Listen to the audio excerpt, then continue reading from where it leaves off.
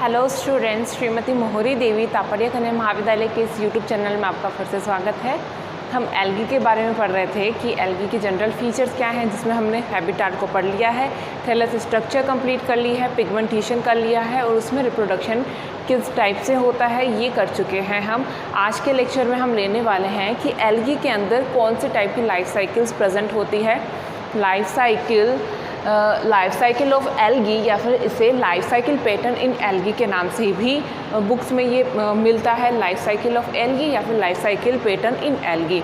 Life cycle क्या है इसके बारे में हम पढ़ेंगे, कौन कौन से टाइप्स की लाइफ साइकिल एल्गी में देखने को मिलती है। आज हम ये सब पढ़ने वाले हैं। सबसे पहले हम टॉपिक के नाम पे चलते हैं, life cycle of algae.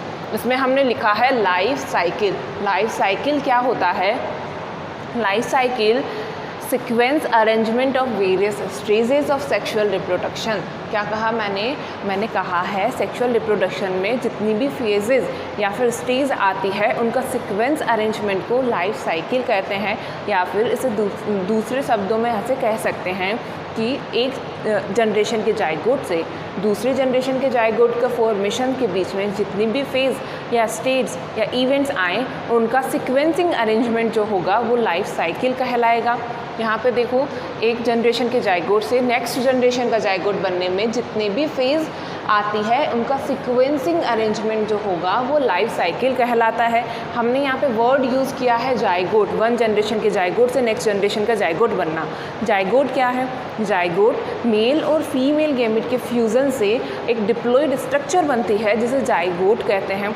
Diploid structure क्यों कहा या फिर उसे डिप्लॉइड क्यों कहा? जाइगोट को डिप्लॉइड इसलिए कहा क्योंकि ये मेल के जीन्स को और फीमेल के जीन्स को इनहेरिट कर रहा है। जाइगोट के अंदर दोनों के क्रोमोसोम्स प्रेजेंट होते हैं, इसलिए हमने जाइगोट को डिप्लॉइड कहा।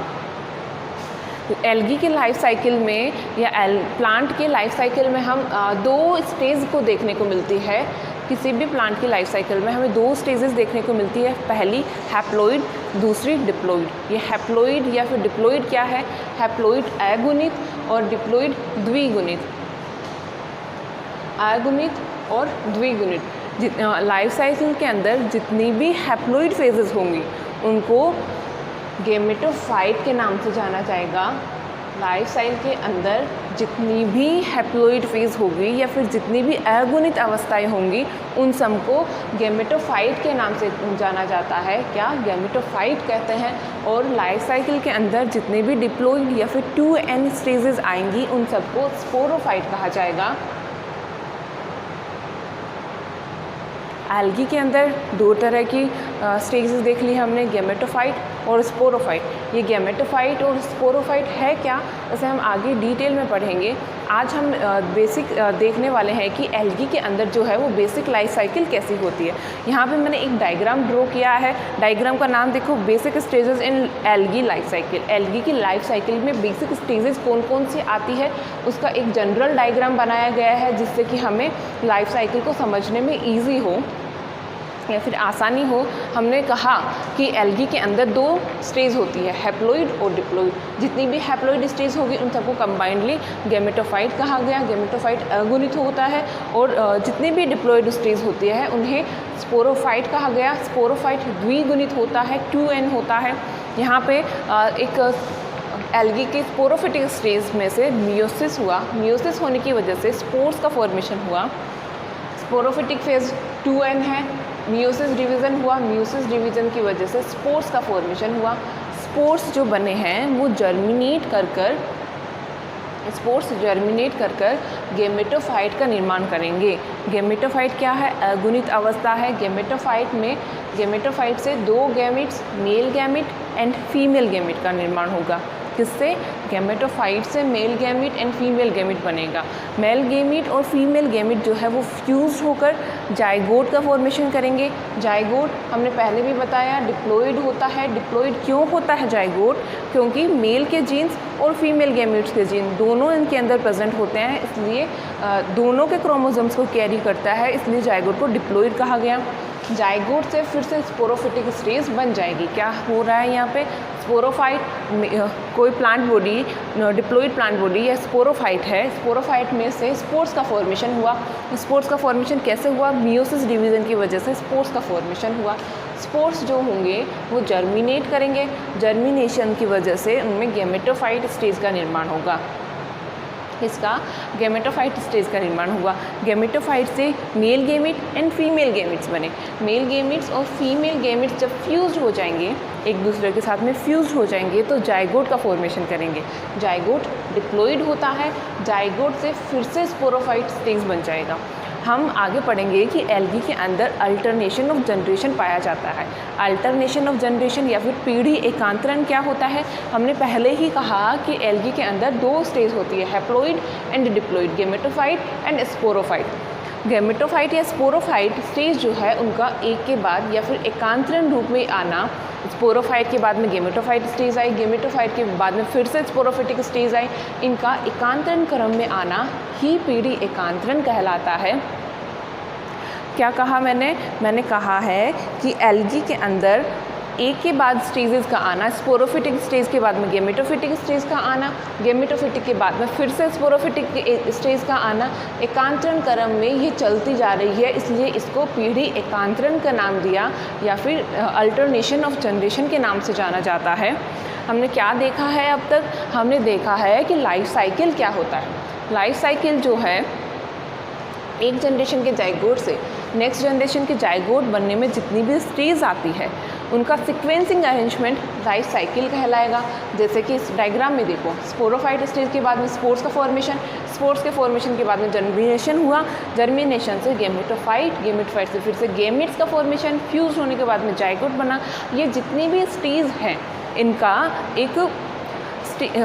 एक सीक्वेंस में अरेंजमेंट होना ही लाइफ साइकिल कहलाता है। एक सीक्वेंस टाइप में अरेंजमेंट लाइफ साइकिल कहलाएगा।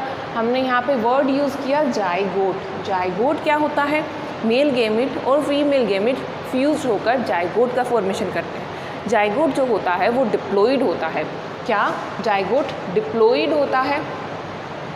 क्योंकि इनमें मेल गैमेट्स के भी और फीमेल गैमेट्स दोनों के क्रोमोसोम्स प्रेजेंट होते हैं, इस वजह से जाइगोट डिप्लॉइड होता है, जाइगोट 2n होता है। उसके बाद में हमने देखा होमोथैलिक एंड हेटेरोथैलिक। एल्गी जो होती है उसका थैलस, कुछ एल्गी में होमोथैलिक एल्गी होती है, कुछ में हेटेरोथैलिक एल्गी होती है। होमोथैलिक एल्गी या फिर हेटेरोथैलिक एल्गी कहने का क्या मतलब है? होमोथैलिक एल्गी उन एल्गीज़ को कहेंगे जिनमें एक ही थैलस से मेल गैमेट और फीमेल गैमेट का फॉर्मेशन हो जाए। इस डायग्राम में हमने दिखाया है, एक थैलस है, थैलस के उसी थैलस से मेल और उसी थैलस से फीमेल गैमेट्स का फॉर्मेशन हो रहा है, इसलिए हमने इसको नाम दिया होमोथैलिक। हेटेरोथैलिक क्या है? 2 डिफरेंट थैलस से मेल गैमेट का फॉर्मेशन हुआ और फीमेल गैमेट का फॉर्मेशन एक अलग अलग थैलस से हो रहा हो तो उसे हेटेरोथैलिक कहेंगे। उसके बाद में हमने कहा कि एल्गी को 2 टाइप की स्टेजेस में डिवाइड किया गया, हैप्लॉइड एंड डिप्लॉइड। हैप्लॉइड क्या थी? हैप्लॉइड स्टेज को गैमेटोफाइट कहा गया। गैमेटोफाइट क्यों? अगुणित होती है, इसके अंदर सारी एल्गी के लाइफ साइकिल में जितनी भी हैप्लॉइड स्टेज आएगी उनको इंक्लूड किया जाता है। डिप्लॉइड स्टेज को स्पोरोफिटिक स्टेज का, ये द्विगुणित होती है और लाइफ साइकिल में जितनी भी द्विगुणित अवस्थाएं आएंगी उन सबको स्पोरोफाइट के अंदर इंक्लूड किया जाएगा। फिर हमने लाइफ साइकिल देखा, स्पोरोफाइट से स्पोर्स का फॉर्मेशन हुआ। स्पोर्स कैसे बने? मियोसिस के थ्रू स्पोर्स का फॉर्मेशन हुआ। स्पोर्स बनने के बाद में उनका जर्मिनेशन हुआ। जर्मिनेशन, स्पोर्स जर्मिनेट होने के बाद में गैमेटोफाइट का फॉर्मेशन करेंगे। गैमेटोफाइट के बाद में वो गैमेट्स बनाएंगे। गैमेट्स के बाद में फ्यूज़न करेंगे। गैमेट्स, मेल गैमेट और फीमेल गैमेट्स फ्यूज़ हो जाएंगे। फ्यूज़ होकर वो जाइगोट का फॉर्मेशन कर लेंगे। जाइगोट फिर से स्पोरोफाइट का निर्माण करेगा। इस गैमेटोफाइट के बाद में स्पोरोफाइट स्टेज का आना, स्पोरोफाइट के बाद में फिर से गैमेटोफाइट स्टेज का आना, एकांतरण रूप में इन दोनों का आगमन होता है, इसलिए हमने यहाँ पे पीढ़ी एकांतरण वर्ड यूज़ किया। अब आगे हम देखने वाले हैं कि इनके कौन कौन से टाइप्स होते हैं, लाइफ साइकिल को कितने टाइप्स में डिवाइड किया जा सकता है। एल्गी के अंदर प्रेजेंट लाइफ साइकिल्स जो होती है उन्हें 3 टाइप्स में डिवाइड किया जा सकता है। हम देख रहे थे कि algae types of life cycle क्या है, इन्हें 3 टाइप्स में डिवाइड किया गया है, मोनोफेजिक, डाइफेजिक एंड ट्राइफेजिक। मोनोफेजिक का क्या मीन है? Mono means mono single phasic means phase, single phase present होगी या फिर कोई एक फेज जो होगी वो ज़्यादा समय के लिए प्रेजेंट हो तो इसे मोनोफेजिक कह दिया। डाईफेजिक और डाईफेजिक क्यों कहा? डाई मीन्स टू, दोनों स्टेज जो होगी वो इक्वली प्रेजेंट होगी, दोनों अपना इक्वली प्रदर्शित होती है तो इसे डाईफेजिक कहा। ट्राईफेजिक और ट्राईफेजिक इसलिए कहा क्योंकि इनके अंदर 3 स्टेजेस प्रेजेंट होती है। एल्गी के अंदर हमने स्पोरोफिटिक और गैमेटोफिटिक स्टेज को देखा। तीसरी स्टेज कार्पोस्पोरोफिटिक स्टेज नाम की एक स्टेज पाई जाती है हायर एल्गीज के अंदर, इसमें ये तीनों स्टेज प्रेजेंट होती है इसलिए इसे ट्राईफेजिक कहा। मोनो, डाई और ट्राईफेजिक को फर्दर 2 टाइप्स में डिवाइड किया जा सकता है। ये दो टाइप्स क्या है या फिर सब टाइप्स क्या है? मोनोफेजिक के अंदर हैप्लॉन्टिक टाइप का एक लाइफ साइकिल प्रेजेंट होता है। हैप्लॉन्टिक को हैप्लॉन्टिक क्यों कहा गया? इसके नाम से हमें पता चल रहा है हैप्लॉन्टिक के अंदर हैप्लॉइड स्टेज जो होगी वो ज़्यादा समय के लिए प्रेजेंट होती है इसलिए हैप्लॉन्टिक नाम दिया गया। और डिप्लॉन्टिक को डिप्लॉइड स्टेज जो होती है वो अधिक समय के लिए प्रेजेंट है इसलिए इसे डिप्लॉन्टिक स्टेज नाम दिया गया। अभी डाईफेजिक के बारे में देखते हैं। डाईफेजिक को फर्दर 2 सब टाइप्स में डिवाइड किया गया है, isomorphic and heteromorphic. What is the meaning of iso? Iso means same, morpho means morphic means morphology. ऐसा थैलस जिसकी गैमेटोफाइट की स्ट्रक्चर और गैमेटोफाइट और स्पोरोफाइट दोनों थैलस की स्ट्रक्चर जो होगी वो एक जैसी होगी, उसे हम देख के नहीं बता सकते हैं कि कौन सा स्पोरोफाइट है या फिर कौन सा गैमेटोफाइट है। इन्हें आइसोमॉर्फिक के नाम से जाना गया। सेकंड है हेटेरोमॉर्फिक स्टेज, किसकी? डाईफेजिक स्टेज की हेटेरोमॉर्फिक स्टेज। इसमें मेल गैमेटोफाइट और स्पोरोफाइट की मॉर्फोलॉजी जो होगी, संरचना जो होती है वो सिमिलर नहीं होती है। उन्हें हम देख के पहचान सकते हैं कि कौन सा स्पोरोफाइट है और कौन सा गैमेटोफाइट है, इसलिए इन्हें हेटेरोमॉर्फिक के नाम से जाना गया। डाईफेजिक को हैप्लोडिप्लॉन्टिक फेज या फिर डिप्लोहैप्लॉन्टिक फेज के नाम से भी जाना जा सकता है। क्या नाम कहा जा सकता है दूसरा? हैप्लोडिप्लॉन्टिक या फिर डिप्लोहैप्लॉन्टिक। क्यों? क्योंकि इनके अंदर हैप्लॉइड और डिप्लॉइड स्टेज इक्वली प्रेजेंट है। इन्हें डाईफेजिक के साथ साथ में हैप्लोडिप्लॉन्टिक या फिर डिप्लोहैप्लॉन्टिक भी कहते हैं। ट्राईफेजिक स्टेज क्या है? ट्राईफेजिक को भी 2 टाइप्स में डिवाइड किया गया है, हैप्लोबायोन्टिक एंड डिप्लोबायोन्टिक। हैप्लोबायोन्टिक का दूसरा नाम भी है एक, जिसको हैप्लोडिप्लॉन्टिक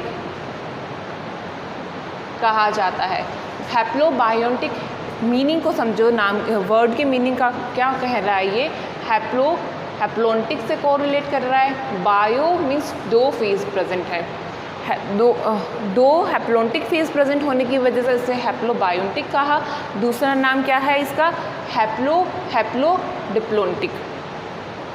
डाईफेजिक या डिप्लोबायोन्टिक क्या है? डिप्लोबायोन्टिक के अंदर 2 स्टेज जो होगी वो डिप्लॉइड होगी, कि हायर एल्गीज के अंदर देखने को मिलता है, जिसमें 2 फेज जो होती है वो डिप्लॉइड होती है, इसलिए इसे डिप्लोबायोन्टिक कहा गया। इसको भी एक दूसरे नाम से जाना जाता है, डिप्लोहैप्लॉन्टिक के नाम से जाना जा सकता है, क्योंकि डिप्लॉइड स्टेज 2 प्रेजेंट है, इसे डिप्लोहैप्लॉन्टिक भी कहते हैं।